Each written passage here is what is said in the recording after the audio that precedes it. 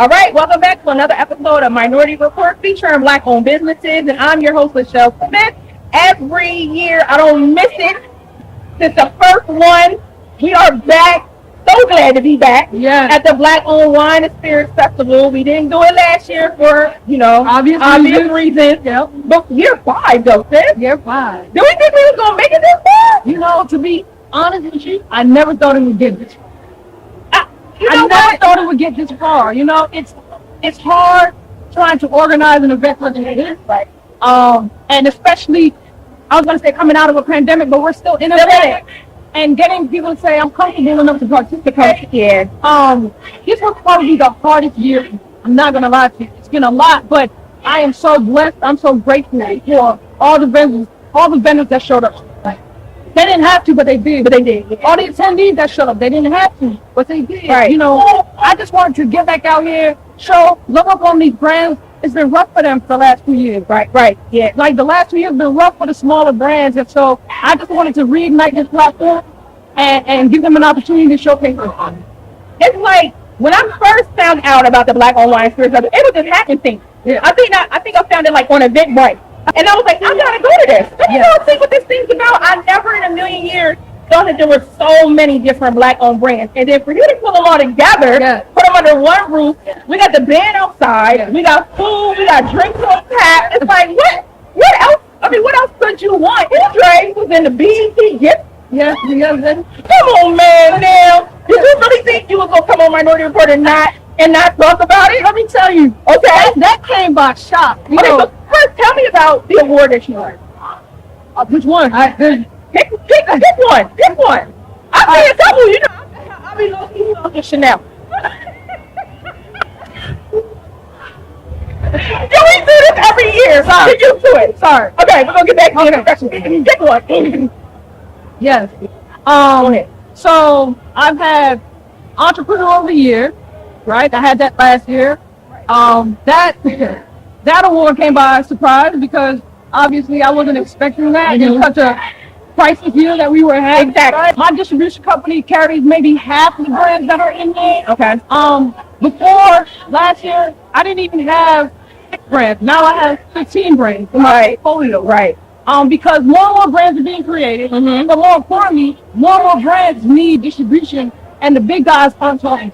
Right. The big guys are like, yeah, you're too small for us. And so I'm like, no, we're going to get you some space in this market. Right. If I can get you space in D.C. and Maryland, then we'll continue to grow you in other markets as well. Right. So it's so much more than about my brand.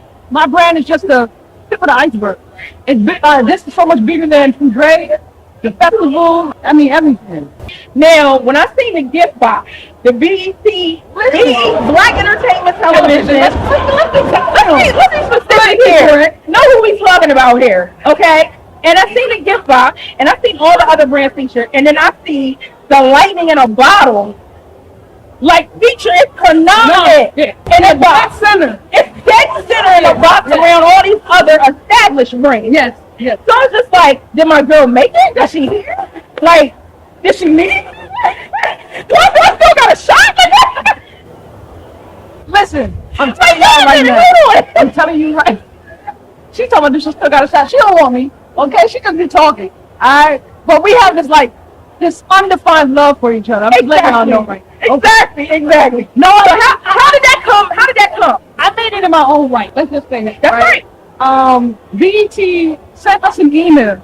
And typically when big companies reach out, they're looking for free product. Right. Always. They always looking for free product. They never looking to spend no money with you. Never. When the rep told me, we're looking to buy 30 cases of your product just to put into some gift boxes for BET VIPs only, I was like, let me make this happen. My California distributor, he came through in a heartbeat. Literally, he came through in a heartbeat. It was ordained. It was everything lined up. Literally, I got distribution in California, and that was in April. And then by whatever the awards were, I think it was July. They hit us up in June, and we go. It was like that. I was excited. Man, listen, I keep trying to tell y'all, Minority Report featuring Black-owned businesses is where you want to come. This is going to be your source for entrepreneurial interviews and honest product reviews. I'm here back again at the Black-owned Wine and Spirits Festival with my girl Chanel. And let's talk about the signature drink. Okay, what we now, got? I know I know for a fact in other interviews, other blog posts I've written, we've talked about these signature drinks. And I've shown people pictures. But now we got it live in full effect. Let's talk about what's this one says. Right there, you got the cherry blossom, right? So that's our, it's grapefruit, Foudre, lemon basil simple syrup, a little bit of basil leaves, and fresh lime juice. That's our cherry blossom. I always go for the cherry blossom. Yeah. Cucumber basil lemonade. Mm-hmm. That's what you got next. Loved it. Yes. It's very light. It's light. It is light.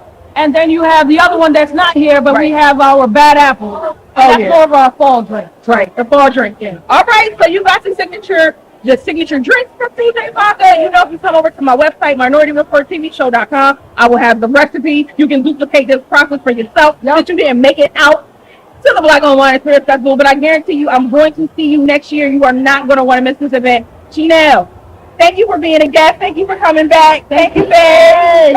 Listen, thank you for coming because, listen, I thought she wasn't coming this year. Listen, I was a little disappointed, sad. My heart was and I was a little busy this week, but I RSVP'd. I let them know that I will be in the building, and I'm here. As you can see, close us out. What are your last, closing thoughts as this event wraps up and how the pandemic, how that has affected you?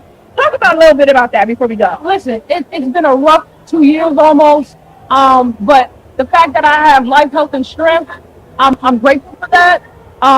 The fact that, a lot of these brands were able to come out, and despite everything going on, I'm grateful for that as well. I just appreciate everybody, and I appreciate all people who participated this year. But I really am. Man, I don't know how any. I mean, I see so many familiar faces because I keep coming back every year. But this is just inspiration for whatever industry that you're in.